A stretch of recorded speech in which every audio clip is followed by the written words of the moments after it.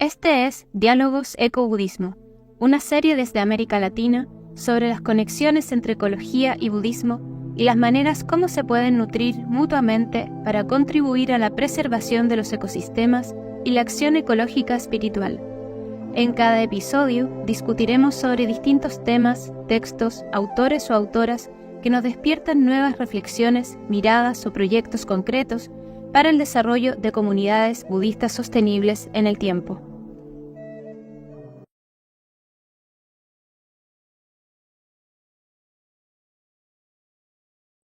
Bienvenidos y bienvenidas a este nuevo podcast en el cual estamos con Jordi Solé y Ole.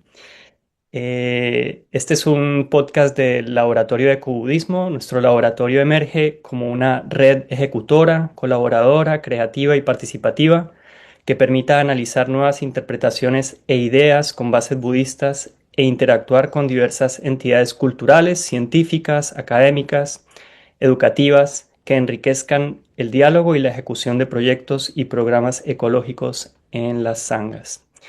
Hoy tenemos un invitado muy especial para debatir, conversar sobre cuestiones que nos conciernen directamente y nos va a traer toda una comprensión de la actualización de la ciencia en temas relacionados con ecología, que creo que como sanghas podemos aprender un montón. Jordi Solé y Ole, muchas gracias por estar con nosotros. Te voy a presentar. Entonces, Jordi es licenciado en Ciencias Físicas por la Universidad de Barcelona, doctor en Física Aplicada por la Universidad Politécnica de Cataluña, investigador científico en el Instituto de Ciencias del Mar, SIC, profesor visitante de la Universidad de Barcelona e investigador asociado al CREAF.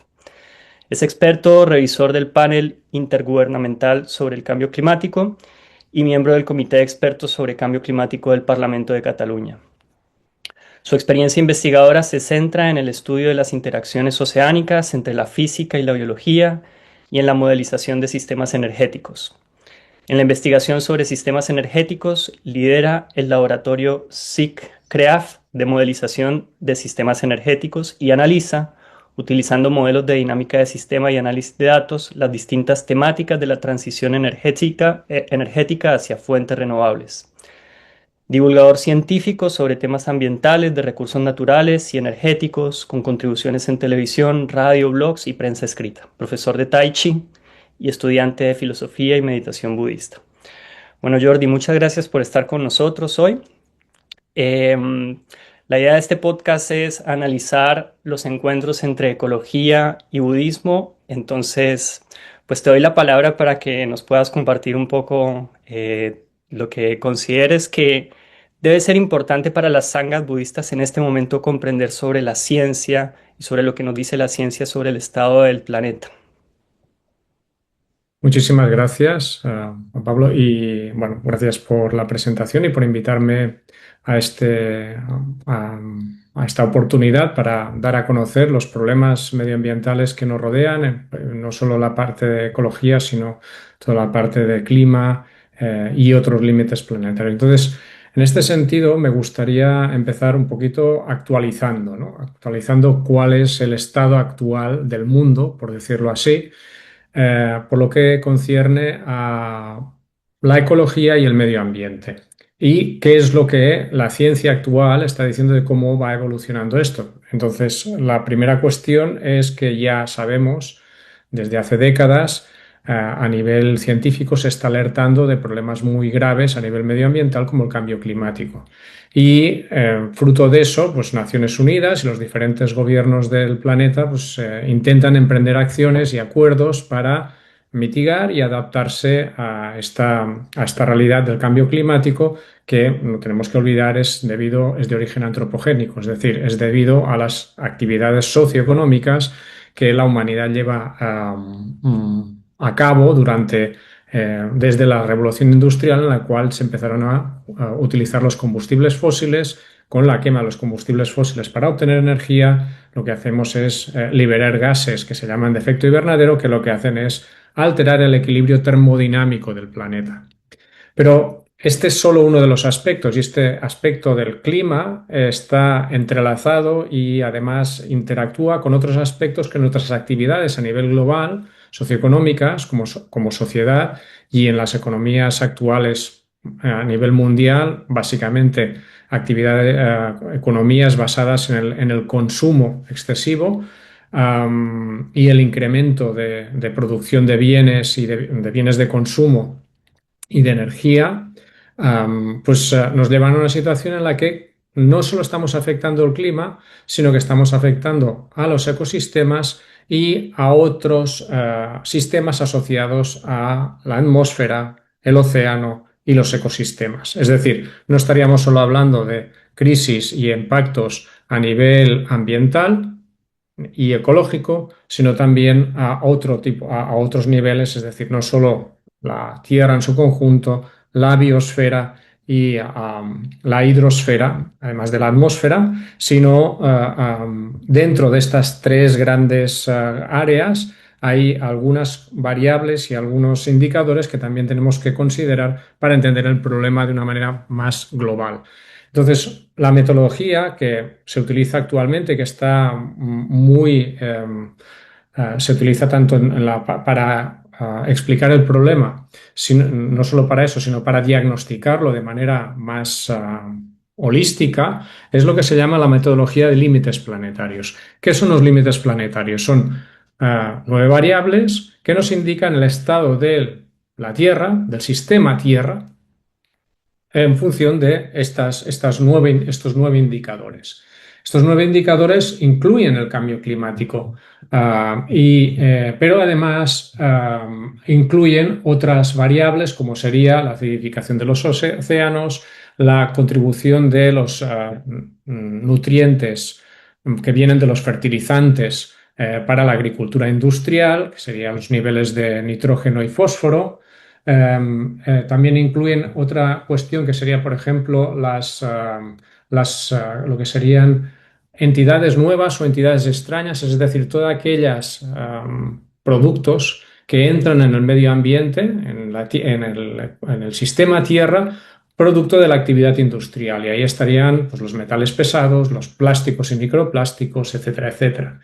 Después hay otras variables de los límites planetarios, que estaría también los cambios en el uso del agua, lo que se llama el agua dulce.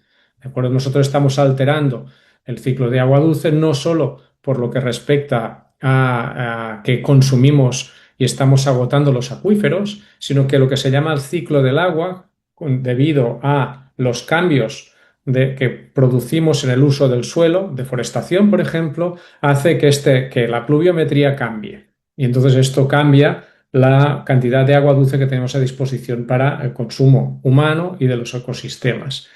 Y esto está relacionado, como he comentado, con, por ejemplo, los cambios en la Tierra, en los usos de la Tierra, que sería otra variable planetaria. ¿De acuerdo? Y finalmente tendríamos dos variables más, dos variables de estas 9, que serían los cambios en lo que llamamos la capa superior, capa intermedia de la atmósfera, que está encima de lo que sería la troposfera, es decir, por encima de los 10 kilómetros en promedio, que es la capa que se llama estratosfera. Ahí tenemos la capa de ozono. El ozono es un gas que actúa de filtro para que no lleguen radiaciones dañinas para la vida a la superficie de la Tierra. Bien, las actividades de la economía industrial lo que han hecho es liberar moléculas de gases que lo que hacen es alterar esta capa de ozono estratosférica.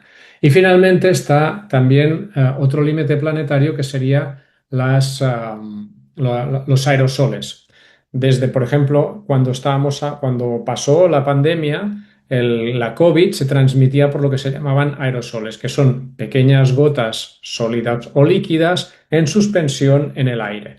Bien, estas partículas, estos aerosoles, que podemos ver, por ejemplo, en una ciudad contaminada, formando una nube encima de esta ciudad, estas partículas, como digo, van a interferir en el correcto funcionamiento, en el funcionamiento anterior a época industrial de la atmósfera. Y no solo eso, sino que estas partículas en suspensión, los aerosoles, dependiendo de su naturaleza, pueden tener impactos en la salud humana y también en los ecosistemas.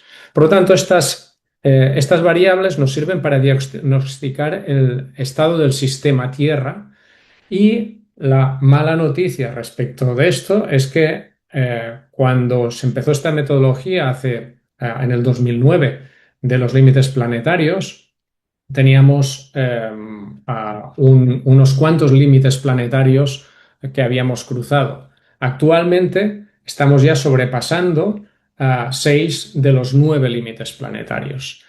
Solo quedan por sobrepasar la acidificación de los océanos, los aerosoles atmosféricos y los efectos sobre la capa de ozono. Unido a esto, que ya, digamos, estamos empujando, digamos, el sistema Tierra hacia una situación muy complicada, porque lo estamos empujando desde varias direcciones al mismo tiempo y cruzando esos límites de equilibrio.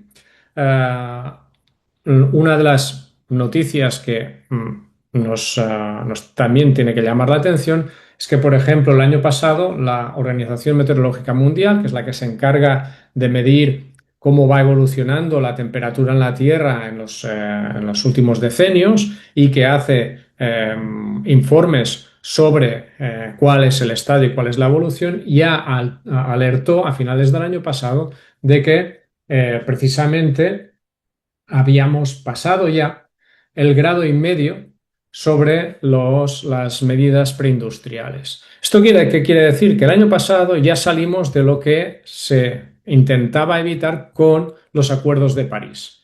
Si os recuerdo, los acuerdos de París decían que, y hace unos cuantos años de ellos, eran compromisos a nivel internacional para que la temperatura media del planeta no superase el 1,5 grados y, sobre todo, estuviese muy por debajo de los 2 grados, porque se considera en la comunidad científica que llegar a los 2 grados ya es un desastre.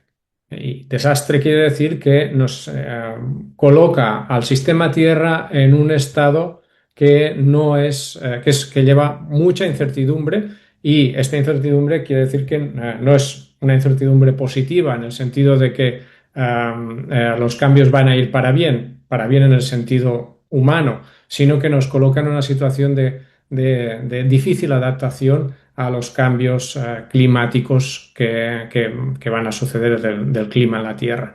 Por lo tanto, la Organización Meteorológica Mundial lo que nos está diciendo a finales del año pasado, del 2024, es alertándonos de que ya estamos en el periodo hasta el 2024, ya habíamos cruzado este 1,5 grados y nos situamos en 1,55 grados por encima de los niveles preindustriales.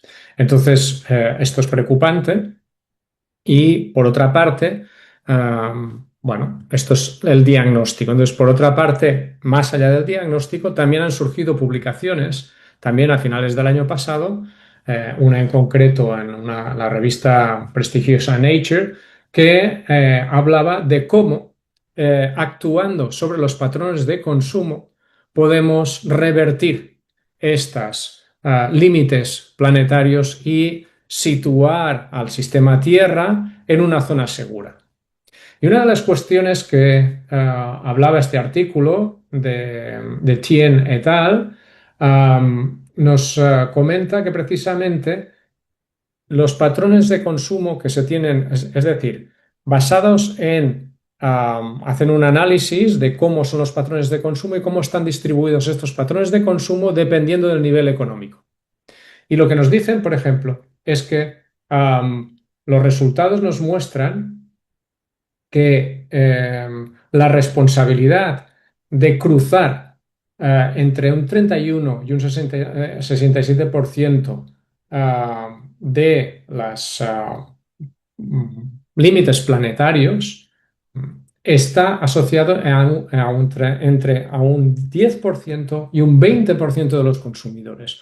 Es decir, traduciendo estos números a una cuestión más cualitativa, los humanos más ricos son los más responsables de cruzar los límites planetarios. O, traducido de otra manera, los humanos que pertenecen a los estratos sociales con más poder adquisitivo son los que son más responsables por tener un consumo muchísimo más alto de cruzar estos límites planetarios. Por lo tanto, la receta que proponen es, y los análisis que hacen nos dicen que cambiando estos patrones de consumo de un 20% de los consumidores de todo el planeta, podríamos llegar a una reducción de hasta 53% de la presión ambiental, es decir, reducir estos límites planetarios a una zona segura. ¿De acuerdo? Por lo tanto, lo que se está apuntando desde la ciencia es que tiene que haber un cambio de manera de funcionar de esta sociedad altamente estratificada, con unas clases más ricas que tienen un consumo desmesurado, mientras que las más pobres tienen un consumo que ni les llega casi para las necesidades básicas y que precisamente estos estratos más ricos son los que son más responsables y tienen que ser más conscientes para cambiar sus patrones de consumo para poder hacer que el sistema Tierra no pase a un estado precisamente totalmente destructivo, caótico y que represente una destrucción o un cambio drástico de toda la humanidad y de los ecosistemas de la Tierra. Y ahí es donde nosotros tenemos mucha posibilidad de acción, porque precisamente el budismo nos propone una visión diferente de cómo tiene que ser nuestra vida a nivel individual, cuál es la responsabilidad de nuestras acciones y cómo cambiar precisamente a partir de una visión diferente nuestros patrones de consumo y eliminar precisamente ese consumo desmedido que al final solo hace que dañar al planeta por un lado y por el otro producir, digamos, efectos colaterales como serían las muertes asociadas a cambio climático, a crisis ecológicas, a contaminación, etcétera, y destrucción ecosistema, es decir, a todos los otros seres sintientes que hay en el planeta. Por lo tanto, tomar responsabilidad, pero también teniendo en cuenta que esto no es solo una cuestión de empatía hacia los demás seres sintientes, sino también tiene un efecto, digamos, secundario sobre nosotros mismos. Vemos también, y desde la parte de la neurociencia y desde la psicología y la antropología, que nuestro sistema consumista no nos lleva a la felicidad, porque confunde placer con felicidad. El sistema consumista nos vende placer, identificándolo con felicidad, pero eso es falso, porque nos impulsa a una rueda de consumo excesivo en busca de un placer cada vez menos satisfactorio. Y ahí es donde el Dharma nos puede dar precisamente, y nos da una ayuda y nos puede llevar de la mano a salir de este ciclo destructivo, no solo a nivel social y global, sino a nivel individual, porque identifica las causas, que son, por ejemplo, los 8 dharmas mundanos, el placer y el dolor, la ganancia y la pérdida, la fama y el anonimato y la alabanza y la crítica. Esto es en lo que se basa el sistema consumista, el sistema que de alguna manera nos sitúa fuera de nuestra parte empática y nuestra parte que nos conecta con los demás seres humanos y con el planeta en su forma más amplia de entenderlo. Por lo tanto, tenemos desde la parte científica, tenemos el diagnóstico, tenemos las estrategias para llevar a cabo y revertir este daño hecho no solo a la biosfera, sino al sistema Tierra en general. Y tenemos por parte del Dharma una metodología para aplicar a nivel interno y colectivo y llevar a la práctica esto que nos sugieren las últimas publicaciones científicas que nos están diciendo que tenemos que cambiar nuestros patrones de consumo, tenemos que cambiar nuestra manera de vivir. Pues básicamente esto sería una vista así a nivel de vista de pájaro de lo que tendríamos las actualizaciones y de alguna manera las actuaciones que propone la ciencia con un punto de vista un poquito personal sobre cómo el Dharma nos puede ayudar a afrontar todo esto y hacer estos cambios tan necesarios. Bueno, muchas gracias, Jordi. Yo ahí tengo, se me empezaron a generar conexiones neuronales para hacer preguntas, entonces, pero quisiera, bueno, me interesa mucho este punto donde la ciencia ya no se queda en esta cuestión descriptiva solo de los hechos, sino que, como decís en este último artículo que mencionaste, ya de alguna manera la ciencia toma una posición valorativa, ¿no? Es algo que yo creo que ha cambiado en la ciencia y en los científicos que se preocupan por traer un diagnóstico del sistema Tierra. Antes de ir a esos puntos y antes de ir al budismo, yo creo que estaría buenísimo para para quienes nos escuchan, saber qué es el sistema Tierra. Yo creo que se da por hecho que muchos conocemos qué es el sistema Tierra, pero creo que podríamos traer un poco más de claridad porque creo que es un cambio de perspectiva muy profundo que ha traído las ciencias holísticas y que Ujú. justamente creo que tiene mucha relación con el Dharma, con la interdependencia, con la interconexión y tal.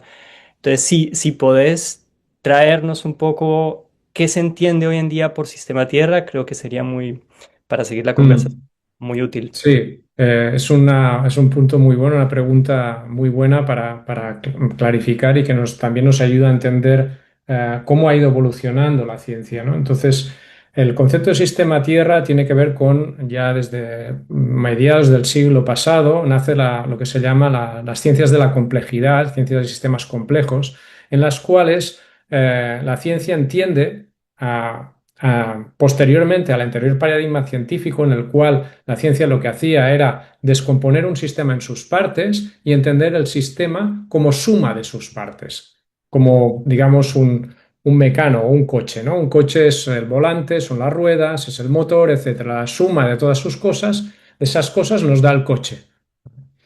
Cuando el sistema en el que tenemos un sistema complejo, eso quiere decir que cada una de sus partes no actúa mediante una causa-efecto directa, ¿vale? Sino que hay una causa genera diversos efectos y esos diversos efectos vuelven a producir una retroalimentación sobre esa causa. Entonces tenemos un sistema que es más complejo de definir. Y la suma de sus partes no nos ayuda a entender ni explica el funcionamiento del sistema en general, del sistema completo. ¿Vale? Muchas veces esto, pues yo pongo un ejemplo que sería, por ejemplo, el funcionamiento de un hormiguero, ¿no? Los animales que se llaman eusociales. Es decir, tú tienes las hormigas, las interacciones entre las hormigas dan lugar a algo mucho más complejo que es el hormiguero. No solo las interacciones entre las hormigas, sino cuál es el medio ambiente, el ambiente que las rodea. Las hormigas no tienen el plano del hormiguero. Eso sería una interacción, digamos, lineal, suma de las partes. Cada hormiga es parte del hormiguero. No. La idea es que cada hormiga, mediante las interacciones entre ellas, construyen algo que se llama una propiedad emergente. ¿De acuerdo? Entonces, sistema Tierra no es el conjunto directamente, está formado por la atmósfera, está formado por los océanos y las capas de agua, está formado por las capas de hielo y está formado por la parte geológica y está formado por la vida que habita en la Tierra. Estas serían cada una de sus partes, ¿de acuerdo? Serían cada una de las hormigas, pongamos por caso. Pero estas partes interactúan de una manera entre ellas que su suma es algo más que cada una de las partes. ¿Y eso qué quiere decir? Que el comportamiento de este conjunto global, la Tierra como un conjunto, no lo podemos deducir solo de las interacciones entre la hidrosfera o la parte, digamos, de los océanos, la atmósfera, la parte eh, de lo que sería la biosfera y la parte sólida. ¿De acuerdo? Entonces, sistema Tierra, cuando hablamos de sistema Tierra, estamos hablando de un sistema que está formado por un conjunto de partes que tienen un comportamiento más complejo y con comportamientos diferentes de los que se pueden deducir de la interacción de cada una de sus partes. No sé si me he explicado y he aclarado Sí, sí, el- sí. Y algo que me gustaría, si puedes traerlo, es ante este atravesar los límites planetarios, ¿cómo está transformando? Pues yo hace tiempo que estudio esta idea del antropoceno, ¿no? Que tiene muchas Ujú. variantes y muchas críticas, pero que creo que es una idea útil para enraizar esta idea de que estamos en un umbral hacia otra configuración y otro comportamiento de un sistema Tierra que va a ser totalmente diferente y al cual vamos a tener que asumir y adaptarnos, ¿no? Como seres Ujú. humanos y como sociedades. Entonces, ¿cómo ves vos y cómo dice la ciencia hoy que se está transformando este sistema Tierra de lo que se llamaba el Holoceno a este periodo geológico? No sé si estás de acuerdo con la idea de antropoceno, pero si quieres también puedes compartirnos tu perspectiva. Pero es una transformación que va a transformar todo. Incluso yo pienso en la espiritualidad misma. Se transforma a partir de esta transformación del sistema Tierra. ¿Cómo vamos a asumir esa transformación del sistema Tierra? Entonces, si puedes compartirnos un poco qué visión tiene la ciencia de esta transformación del sistema Tierra, hacia dónde se dirige este sistema Tierra. Mm. Sí, ahí es una pregunta interesante porque ahí tenemos que hablar de lo que se llama, lo que se conoce también en teoría de sistemas, incorporada, digamos, digamos, este punto de vista que la ciencia tiene de considerar cómo es un sistema, ¿no? Por eso llamamos de sistema Tierra, que es un conjunto es algo formado por diferentes partes que interactúan de manera no lineal y pueden dar lugar a comportamientos que no son la suma de las partes, lo que se llaman comportamientos emergentes. Pues bien, una de las características de estos sistemas es que cuando los empujamos o cambian fuera de su estado pasado, ¿vale?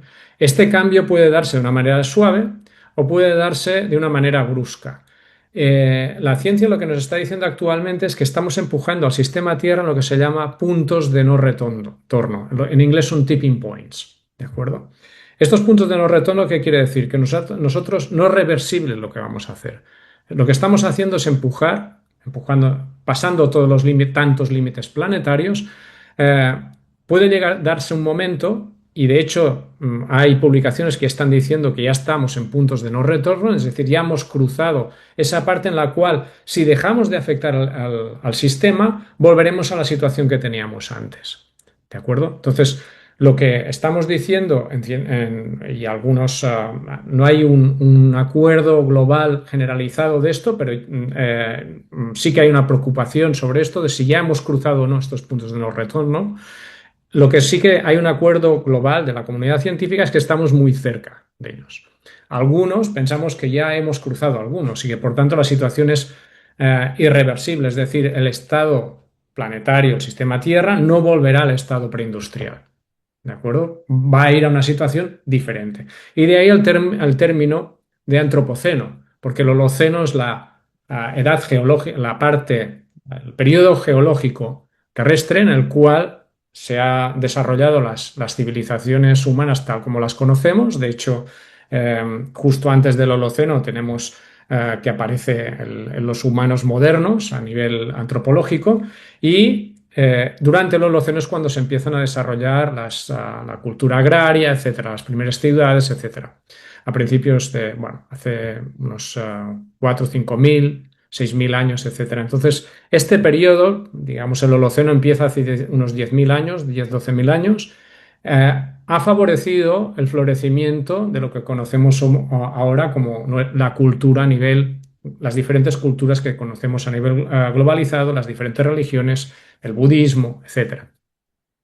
Lo que estamos haciendo con nuestro comportamiento desde la época industrial es empujando este sistema a más allá de los umbrales que nos permitan tener algo parecido a lo que teníamos anteriormente. Y en este sentido estamos afectando el planeta tal como lo afectó, por ejemplo, la caída del meteorito gigante que extinguió los dinosaurios. ¿De acuerdo? Entonces, en ese sentido, antropoceno sí, porque los humanos estamos creando una capa de registro geológico y un cambio que va a verse geológicamente en el futuro como algo digamos, único, por decirlo así, o algo diferente de lo que venía sucediendo en el planeta en los últimos millones de años. Con lo cual, sí, estamos yendo hacia estamos ya en una época que es el Antropoceno, que es una época marcada por la acción humana sobre el sistema Tierra, pero lo estamos llevando hacia una situación en que probablemente nos lleve a una situación, o nos está llevando a un estado, a un escenario en el cual esta vida humana tiene un alto riesgo de la raza humana de extinguirse, de desaparecer, arrastrando con ella a muchas otras especies.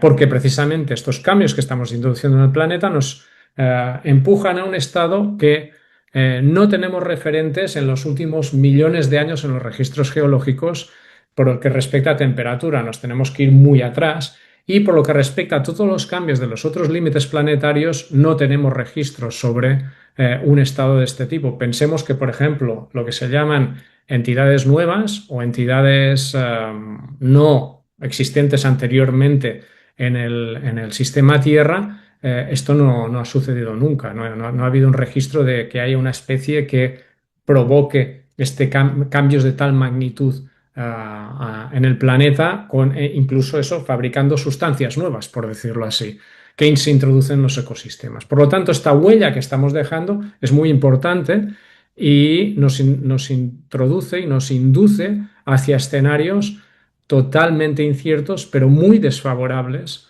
para no solo nuestra vida, la vida de la humanidad, los humanos, sino para todos los ecosistemas del planeta. Sí, sí, esa es una de las cuestiones que, cómo asumir estos escenarios de colapso, ¿no? Que a veces pareciera que la ciencia nos muestra, ¿no? Ahí viene como toda una, bueno, hay toda una corriente, ¿no? Que se llama la colapsología, ¿no? Con Sí. eh, Serviña y tal, Ujú. y que dicen basarse en la ciencia, y a veces yo lo veo como algo favorable porque es como, como dicen en inglés, una wake up call, ¿no? Como una cosa de despierten, Ujú. despierten, miren hacia dónde vamos, y a veces lo siento también un poco desfavorable y desesperanzador. No sé vos cómo asumís esos escenarios que muestra la ciencia, como científico y como budista. A ver, sí, yo creo que ahí está tu pregunta, es muy buena en el sentido de que tiene dos aspectos. El primero, que los dos están relacionados. Primero como científico y segundo como budista. Como científico y como divulgador de la ciencia, y ya llevo muchos años divulgando problemas de no solo cambio climático, crisis energética, impacto sobre ecosistemas, etcétera, uno puede entrar en una perspectiva pesimista, depresiva en este sentido. Y de hecho, me ha pasado de ir a hablar con jóvenes, bueno, lo que serían Extinction Rebellion, por ejemplo, dar charlas a grupos de jóvenes o incluso cuando daba clases en la universidad, ver cuál es la reacción, ¿no? De las generaciones que ahora están abriéndose y empezando bueno, a profundizar y a conocer y que tienen toda la vida por delante para desarrollarse y florecer como personas cuando realmente ven que los factores medioambientales, el sistema tierra, toda la parte de recursos, la parte ecológica, etcétera, les va a jugar en contra. Es decir, va a ser una situación adversa en el sentido de que no van a tener las mismas oportunidades ni el mismo entorno favorable o estable que hemos tenido las generaciones anteriores, ¿no? Y entonces, en este sentido, esto es una parte, en cierta manera, pesimista desde una visión de progreso continuo.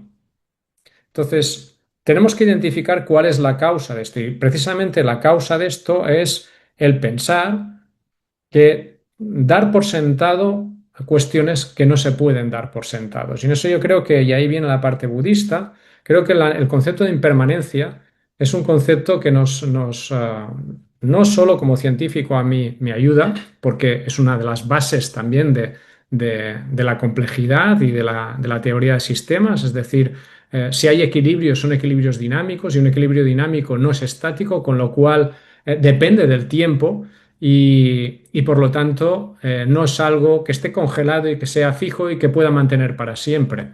los ecosistemas, la vida en general es algo cambiante y la vida implica y necesita asumir de esos cambios.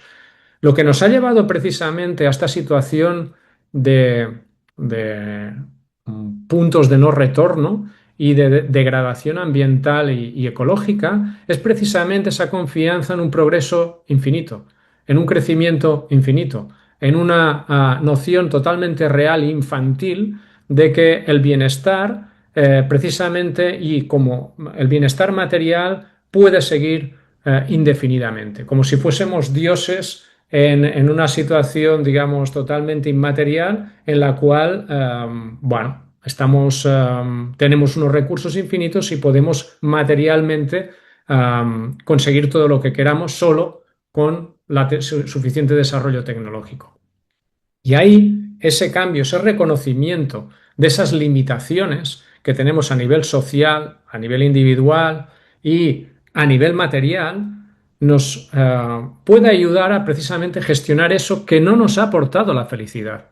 También si hacemos un diagnóstico de cómo es nuestra sociedad y precisamente independientemente del estrato social en el que estemos, no somos felices. Podemos estar más distraídos, podemos estar más o menos enganchados al placer, pero la sociedad en general no es feliz por mucho dinero que se tenga, porque si no, los ricos no tendrían depresiones y eso no es cierto. ¿De acuerdo? Entonces, y ahí viene el Dharma, viene el budismo. Lo que nos está diciendo el budismo es que realmente vivíamos en una ilusión y que ahora estamos despertando de esa ilusión porque todo ese sufrimiento a nivel subconsciente, inconsciente o reprimido por sencillamente intentar distraernos de lo que es la realidad, ahora nos va a venir encima. Y eso podemos hacer, tenemos dos maneras de afrontarlo: asumirlo o no afrontarlo, negarlo e intentar evadirnos. Pero eso el Dharma nos dice que nos va a conllevar más sufrimiento. Con lo cual, las buenas noticias son que vienen tiempos en los cuales tendremos que ser más presentes y más conscientes, tendremos que ser más generosos y más empáticos y tendremos que realmente trabajar no solo para nosotros, para nuestra felicidad, sino para el bienestar de las generaciones futuras. Mm. Esto rompe el paradigma actual existente que es solo basado en el ego, en el individualismo y en la satisfacción individual o el placer individual. Y por lo tanto nos saca de esa burbuja de autosatisfacción y autocentramiento y nos coloca en otra burbuja de trabajar para los demás, pero no solo para los demás actualmente, sino para las generaciones que vienen. Y eso también nos apunta hacia la bodhicitta, ¿no? Que es Sí, también ese aspecto de interdependencia y trabajo para el bienestar y la felicidad de todos los seres.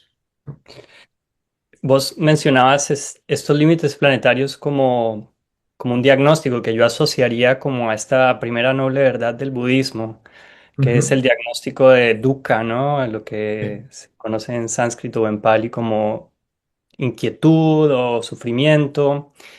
Y me parece que la ciencia aborda el dukkha ecológico de una manera muy particular que yo creo que nos es muy útil para nosotros como practicantes del Dharma entender. Y a veces pienso, sería muy útil una especie de currícula para, sobre todo para los maestros, ¿no? Para los maestros budistas de aspectos básicos de estos temas que puedan entender el sufrimiento desde una manera mucho más amplia. Y ahí yo veo una gran dificultad en el budismo, sinceramente, por los espacios que he habitado y por lo que veo. Pero antes de ir a eso, ya meternos con el budismo, vos mencionaste esta confianza en el progreso infinito como una de las raíces espirituales de lo que de lo que está aconteciendo a nivel ecológico, de la crisis ecológica. Y es un tema que a mí me interesa mucho, como diagnosticar no solo a nivel biofísico lo que pasa en el sistema Tierra, sino a nivel espiritual. ¿Cuáles serían para vos, en tu comprensión, las raíces espirituales de esta crisis ecológica que hoy vivimos? Ya Mm. mencionaste una, ¿no?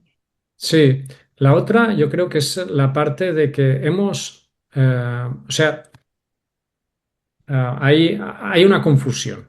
en el sentido confusión o ignorancia budista, ¿no? Pero lo podemos, pero realmente es una confusión como una falsa identificación. Ya he hablado de ello, de confundir placer con felicidad, pero también la falsa confusión de bienestar material con bienestar mental. Mm. Entonces, si vamos a mirar la historia de la filosofía y la historia del pensamiento, desde la ilustración, con la parte, digamos, de enfatizar la razón frente a la parte, digamos, de la fe, lo que se ha destilado esto es en una comprensión del mundo, una visión del mundo en que todo tiene que estar filtrado por la razón. Entonces, eh, esto ha hecho un salto hacia adelante que creo que ha sido también fruto de la falta de capacidad o de la falta de visión más general, pero que es totalmente comprensible, que entonces vamos a utilizar solo lo que sea medible. Y lo que es medible es lo material. Y lo material o lo que se puede derivar de la materia, ¿no?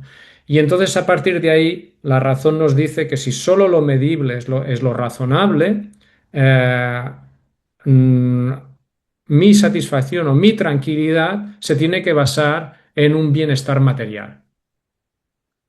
Y eso en parte es cierto. Es decir, y ahora mucha de la investigación en la cual también participo sobre lo que se llama el well-being, el bienestar, ¿no? Las medidas, lo que se llama también las medidas en ciencia social, economía y su link con los límites planetarios. Hay una teoría de una economista, Catherine Radford, que lo que dice es que está la economía del donut, ¿no? Es decir, que tenemos que tener, sin cruzar los límites planetarios, también unos límites o unos mínimos sociales, ¿de acuerdo? Claro. Entonces, tenemos que conjugar estas dos cuestiones, ¿no? Pero eso tiene unas ciertas dificultades, porque los patrones, lo que vamos a medir, esos indicadores, tiene que tener una contraparte material. Y entonces ahí estamos en la frontera. Hasta ahora, esto se está empezando a estudiar en ciencia. Hay algunos proyectos en los que yo participo, europeos, que están empezando a intentar ver conjuntamente la parte de límites planetarios con la parte socioantropológica y económica, social, antropológica y económica. Pero eso es parte es un paso más en esa dirección, pero no afronta o no incluye, y espero que incluya en el futuro, toda la parte de esa parte inmaterial. Es decir, alguien puede tener un nivel de vida relativamente pobre o relativamente muy austero y estar completamente satisfecho. Y en cambio, alguien puede ser muy rico, tener muchísimos recursos y estar deprimido. ¿De acuerdo? Entonces, esa cuestión, eso, incluso cuáles son los niveles o estándares básicos materiales, tampoco no hay un acuerdo sobre eso. Pero el error que hemos tenido hasta ahora, y ahora se está empezando a investigar en ello, es que suponíamos que bajo un nivel, o sea, unos mínimos materiales nos permitían tener acceso a un bienestar, es decir, a una felicidad. Y eso no es cierto. Eso Mm. hemos comprobado que no es cierto, porque el efecto, por ejemplo, de la propaganda, del marketing y de los anuncios, etcétera, que nos inducen a un consumo desmesurado, precisamente lo que fomentan es ese sentimiento de insatisfacción para que compremos más. ¿De acuerdo? Claro. Entonces, eso nace del hecho de ligar bienestar material o adquisición material igual a felicidad o a satisfacción. Y ese es el gran error en el cual se ha incurrido. Pero creo que ese error viene precisamente de esa cuestión de que la razón se articula mediante la materialidad. Y ahora estamos empezando a darnos cuenta de que eso no es total, no es así, no es una cuestión bienestar material implica razonablemente bienestar a nivel más general, ¿no? Entonces, Claro. um, creo que ahora se está empezando a romper ese paradigma, pero al mismo tiempo el budismo y las tradiciones espirituales desde el principio, desde hace milenios, ya nos estaban indicando esto. Lo que pasaba es que hemos entrado en una era que precisamente debido al avance de la ciencia y la tecnología, nos ha puesto a disposición unos medios que anteriormente, en épocas pasadas, no teníamos. Y eso nos ha dado una falsa ilusión de que podíamos conquistar esa felicidad o ese bienestar solo con ciencia técnica y materia. Mm. Y ahora nos damos cuenta de que hemos pagado un precio por eso, que es el precio de destrucción medioambiental y ecológica, y que eso, al final, tampoco nos ha aportado esa felicidad prometida. Claro, ahí está, bueno, como ahí hay dos aristas, ¿no? De estas raíces espirituales, como esta confianza en el progreso y esto que tú llamas como la primacía de lo medible, que también tiene que ver con un paradigma del control, ¿no? Como hacemos algo Ujú. medible para controlarlo y para desanimarlo.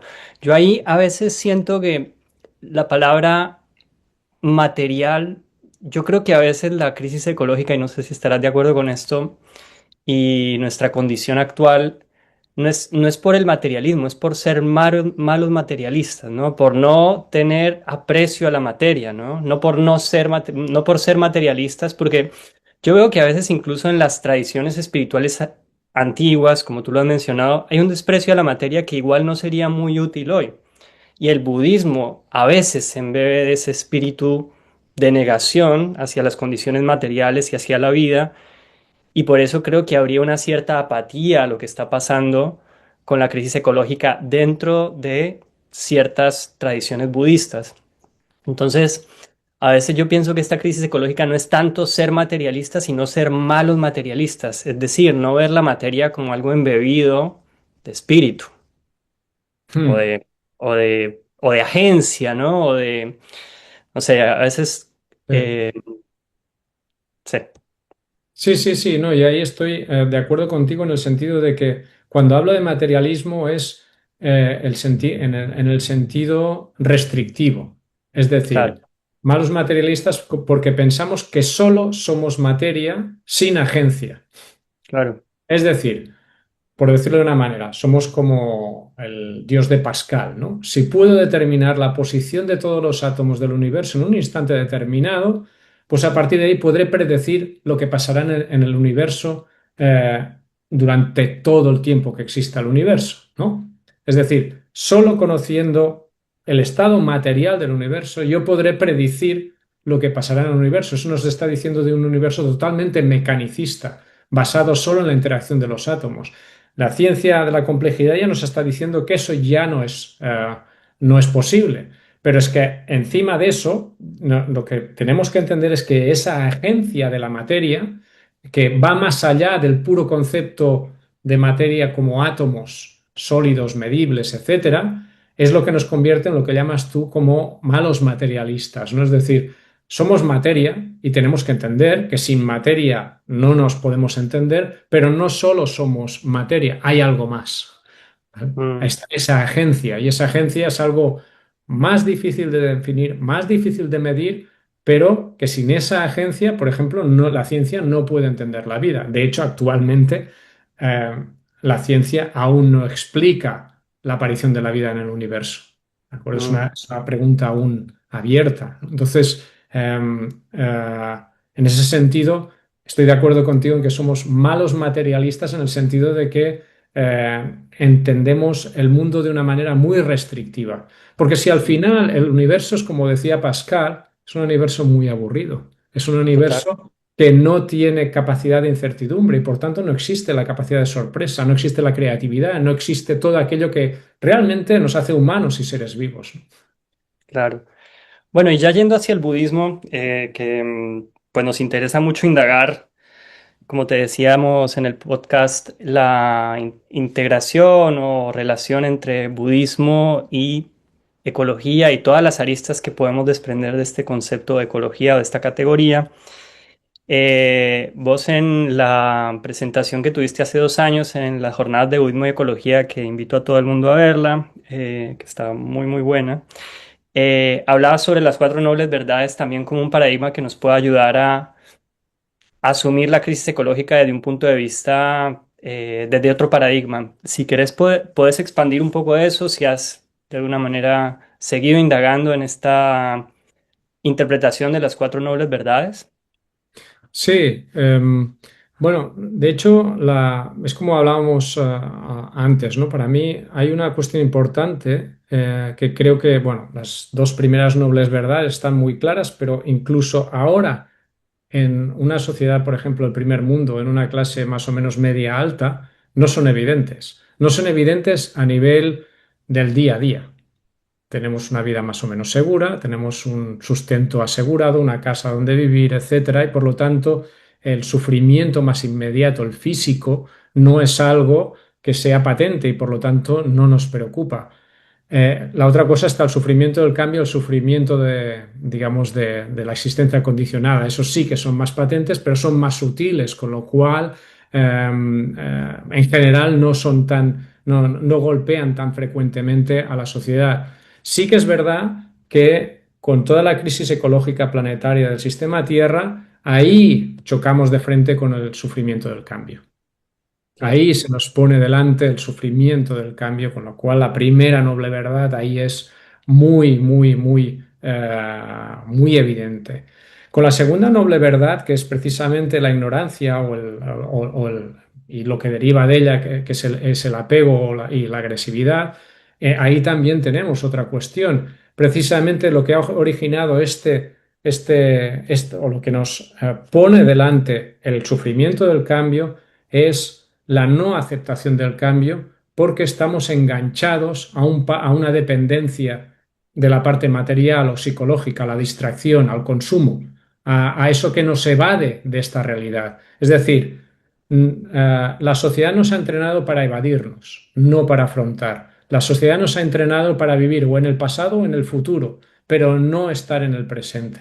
Y en ese sentido, tiene, digamos, mucho sentido la tercera noble verdad, que es precisamente intentar entender y experimentar precisamente eso que es la contraparte de la ignorancia, que es la contraparte de ese deseo, ¿no? El intentar cambiar nuestra vida para tener una vida más sobria, para tener una vida menos dependiente, una vida menos distraída, una vida más presente. ¿Vale? Y precisamente el Buda lo que hace es darnos esa metodología con el noble sendero, cómo eso se llega a la práctica de manera muy clasificada en las diferentes ocho nobles senderos, ocho nobles prácticas.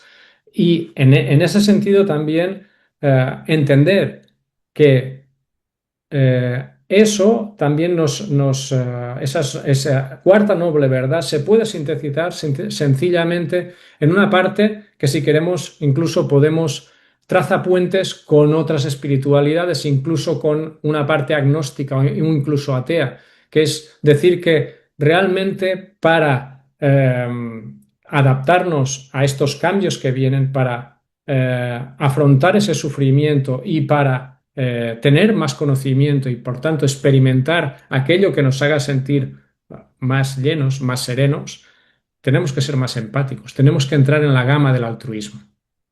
Si entramos en la gama del altruismo a través del amor y la compasión, ahí vamos a poder tener precisamente una actitud mental correcta, una palabra correcta, una meditación correcta, etcétera, etcétera. ¿De acuerdo? Está en la intención, en la motivación que desde el Dharma por ejemplo, introduce a través de los cuatro inconmensurables, ¿no? Que serían el amor, la compasión, el regocijo y la ecuanimidad. Si entramos en esa gama del altruismo, podemos de alguna manera ya entrar en las ocho, ¿no? en el óctuple sendero de una manera natural, Mm. empezando renunciando precisamente a aquello que nos hace infelices, que es esa dependencia, esa distracción, primer nivel de renuncia, ¿de acuerdo? Entonces, tenemos esas cuatro nobles verdades que se articulan las podemos articular de diferentes maneras, pero vivenciándolas al mismo tiempo que entendiendo cuál es ese origen del sufrimiento, que al final es precisamente esa ignorancia fundamental que a veces a mí también me gusta utilizar el término confusión. Estamos Vale. confundidos. Estamos confundidos. El Buda nos dice que tenemos que dar luz a esa confusión, la tercera noble verdad, y nos propone una manera de hacerlo. Y esa manera de hacerlo es con una actitud correcta, con una intención correcta y con una visión correcta. Sí, sí, sí. Y ya para ir cerrando nuestra conversación, Jordi, eh, traer esto que mencionaba hace un momento de por qué los límites planetarios o el conocimiento de ciertos aspectos básicos de lo que está sucediendo con el sistema Tierra, que es una visión global, ¿no? Yo siento que las perspectivas del sistema Tierra o categorías como antropoceno son visiones globales, no son visiones de nichos ecológicos, sino que son visiones que comprenden conjuntos que ahí me parece que tienen una gran potencia en ayudarnos a comprender a nivel planetario nuestra condición. Por qué sentís que es importante para las sanghas budistas conocer esto? Y ahí yo veo como dificultades en ciertas sanghas y en ciertas interpretaciones del budismo en asumir el punto de vista que nos traes, porque para muchas sanghas y para cierta comprensión del budismo, justamente lo que hay que escapar es del samsara, y se asume que el samsara son las condiciones de reproducción de la vida, que sería justamente el sistema Tierra. Entonces, ¿vos cómo ves, por qué es importante para las comunidades budistas entender y asumir aspectos básicos de lo que trae la ciencia holística? No sé si estaría bien llamarlo así. Y segundo, ¿cuál crees que pueden ser las dificultades en las sanghas budistas de incorporar este conocimiento? Vale. La primera pregunta creo que es básica. Iré a las palabras del Buda que dicen que no tenéis que creerme a mí por un acto sencillamente de fe, sino que tenéis que probar que lo que yo os digo funciona. Estoy dando una... O sea, no es decir, esto no es directamente lo que dicen los sutras, ¿no? Pero vendría a El Sutra de capturar, los Kalama. sí, Sutra de los- a capturar un poquito ese significado. Es decir, no tenemos que hacer actos de fe ciega, ¿no? Claro, Entonces, y eso tiene dos vertientes. Una vertiente es prueba que funciona experiencialmente, pero prueba también que funciona intelectualmente. Entonces, nosotros estamos viviendo en este mundo, en este samsara, y no podemos, la renuncia al samsara no es un desentendimiento desde mi punto de vista del samsara, es cómo el samsara entender el samsara y eh, desencantarnos del samsara. Pero para desencantarnos del samsara tenemos que experimentarlo y entender que ese samsara no nos va a aportar la felicidad, no nos va a aportar el bienestar. Y para eso tenemos que ver precisamente cómo ese samsara va cambiando, va evolucionando y cómo eso tiene efectos en nosotros. Entonces, si no entendemos esos efectos, pueden desencadenarse mecanismos reactivos y mecanismos, digamos, de rechazo, ¿vale? De rechazo en el sentido represivo.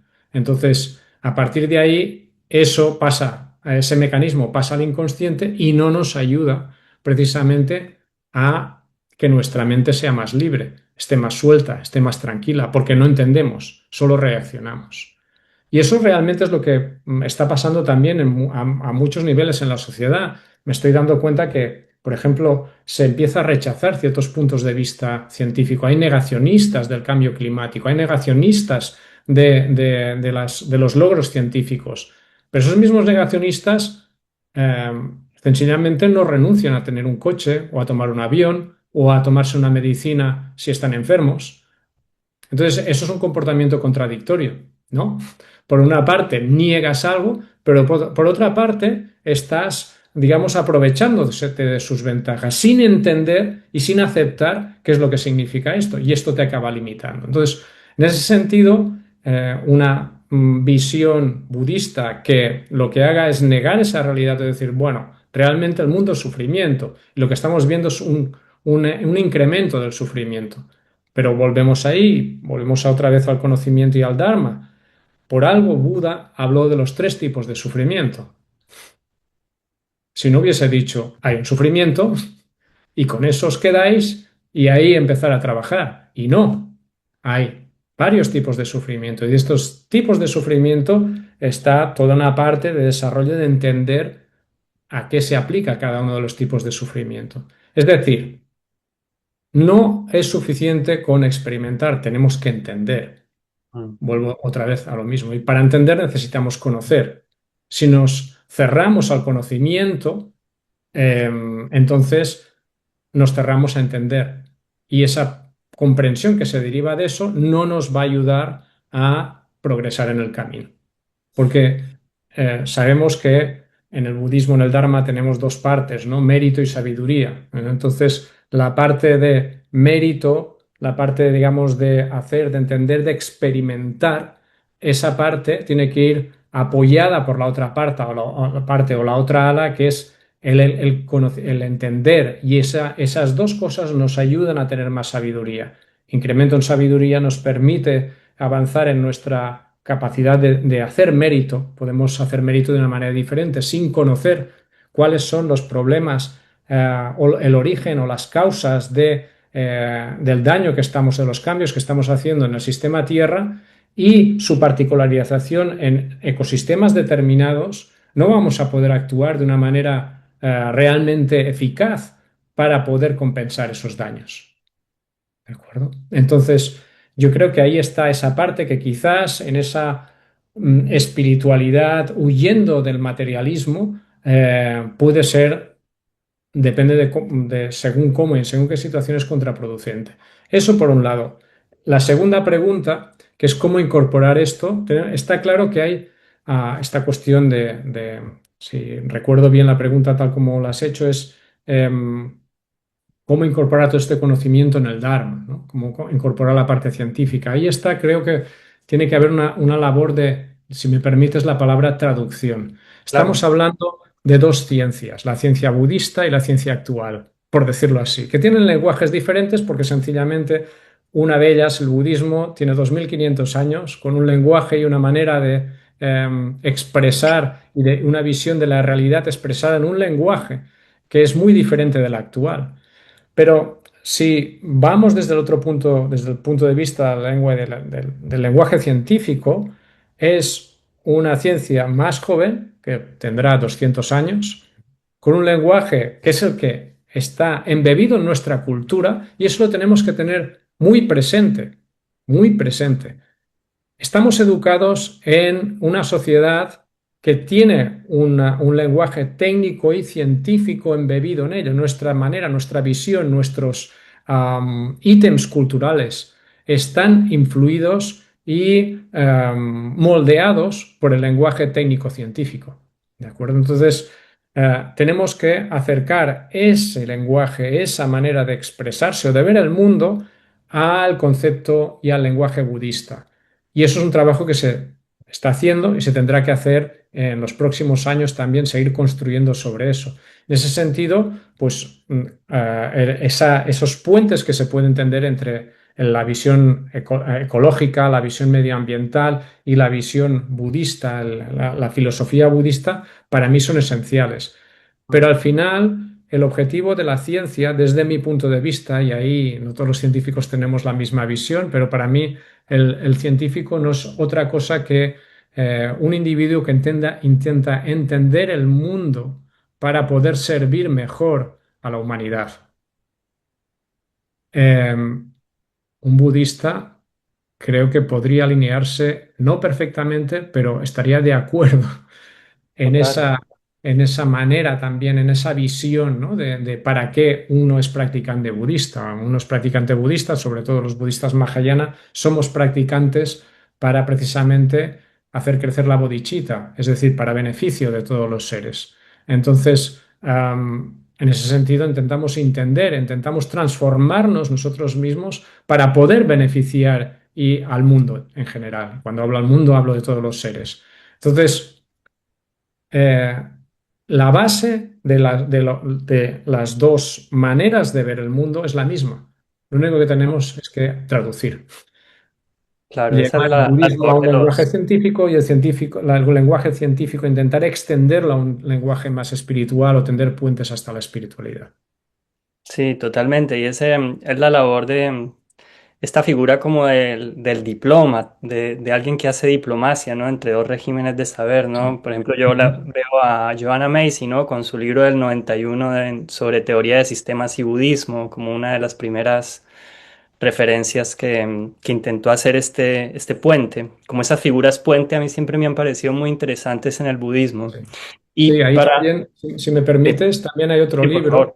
de, am, de- el nombre no me acuerdo, el apellido es Schumacher, que es un Sí, economista y que tiene un sí, sí. libro que también es muy bonito, que es Small is Beautiful, lo pequeño es Ajá. hermoso, que intenta Sí, sí, también otra vez llevar esa visión budista a la parte económica, a la economía claro, ecológica. Entonces ahí claro. es otra muestra de eso, ¿no? Sí, sí. Sí, y es interesante que las sangas, me parece, como esa sería pues una propuesta concreta, que las sangas y los maestros y maestras sobre todo comiencen a tener esta apertura al diálogo, también como embebidos en su tradición, pero que se empiecen a interesar por estos diferentes dominios de conocimiento, ¿no? Por ejemplo, la ciencia de la teoría de sistemas o la ciencia del sistema Tierra. Creo que sería muy útil que las personas que transmiten el Dharma puedan interesarse y tener una apertura para crear espacios de diálogo. Eso me Ujú, parece que sería algo interesante de empezar a ver en las sangas budistas. ujú, Mm, y bueno, para terminar, como yo creo que hay una traducción de regímenes de conocimiento, de un régimen de conocimiento como la ciencia al budismo y del budismo a la ciencia, pero también hay otra traducción que es a la acción, ¿no? Que nos interesa mucho de alguna manera rastrear en lo que hacemos en el laboratorio de ecobudismo. ¿Qué iniciativas ves vos inspiradoras en el mundo budista que intentan acercar el punto de vista de la ciencia ya a acciones concretas? Si conoces, si has visto que puedan ser inspiradoras pues, para las personas que estamos interesadas en esto. Bueno, yo ahí, por ejemplo, a nivel de acciones no conozco tanto, más allá de las acciones, por ejemplo, de intentar pues concienciar o de tener, digamos, apoyar desde algunas sangas, por ejemplo, organizaciones que ayuden a mantener ecosistemas o a ayudas a animales, por ejemplo, a organizaciones ambientalistas y animalistas. Esas son algunas iniciativas que de alguna manera serían muy prácticas, ¿no? Pero y después está la parte, por ejemplo, los comentarios ya a nivel más conceptual o teórico, por ejemplo, las alertas que ha ido poniendo en sus discursos el Dalai Lama o su santidad Comadre Rinchen Rinpoche sobre la importancia de conservar, cuidar los ecosistemas desde las sangas budistas, ¿no? Y digamos, ese cuidado que tenemos que tener, que está en la base también de la compasión, ¿no? Del cultivo de la compasión. Pero creo que precisamente, y al menos desde mi escaso conocimiento, no tengo muchos ejemplos digamos, de iniciativas así más genéricas que se hayan podido llevar a cabo en este sentido.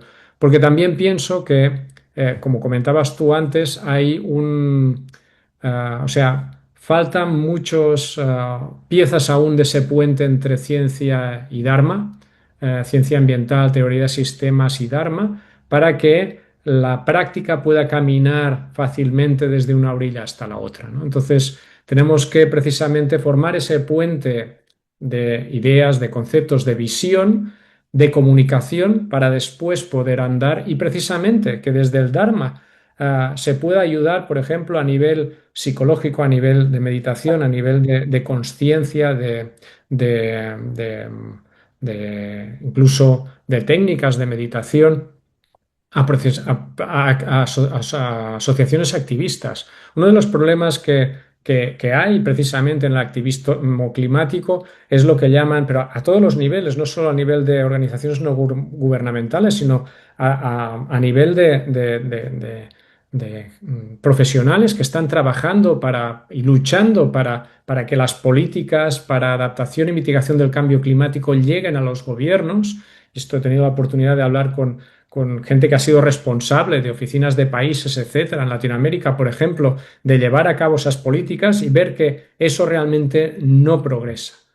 Eso genera un sentimiento de desesperanza y de estar quemados, de la traducción del inglés de burnout, Ah, de ver que estás empujando mucho, trabajando mucho, pero eso al final no genera una transformación.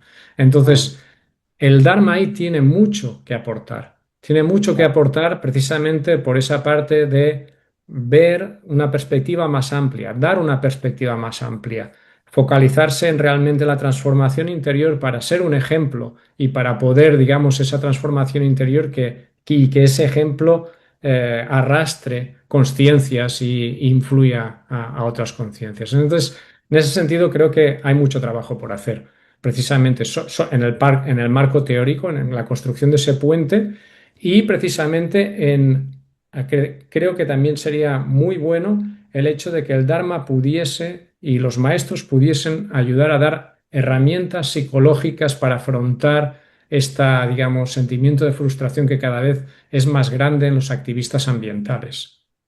claro. Sí, totalmente. Bueno, ahí habría mucho más por conversar, pero creo que podríamos dejar acá, Jordi. Mil ¿De gracias acuerdo? por tu presencia, por tu voz. En el laboratorio nos resulta muy estimulante tu trabajo y muy importante, así que muchas gracias y esperamos tenerte de vuelta con nosotros en alguna otra oportunidad. Muchísimas gracias a vosotros y nada, para lo que creáis necesario, pues ahí estaré. Muchísimas gracias.